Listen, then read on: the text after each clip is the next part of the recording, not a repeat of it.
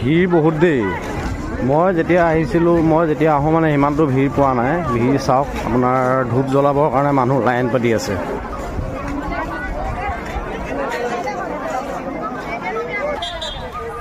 মই হাবুঙত আহিছোঁ, কেইবাবাৰো আহিছোঁ, কিন্তু মই আজি যোনটো মানে মানুহৰ ভিৰ দেখিলোঁ, ভাল লাগিছে। এনেকৈ ভিৰ হ'ব লাগে আৰু মানুহবোৰ আহিব লাগে সেৱা কৰিবৰ কাৰণে মানে, আৰু দক্ষিণা দিবৰ কাৰণে মানে লাইন পাতিবলগীয়া হৈছে। আপোনালোকক জাষ্ট এই মাত্ৰ দেখালোৱেই নহয়, মানে ভিৰ মানিছোঁ দেই। আনকালে মই কেইবাবাৰো আহিছোঁ, কিন্তু এনেকুৱা ভিৰ পোৱা নাছিলোঁ।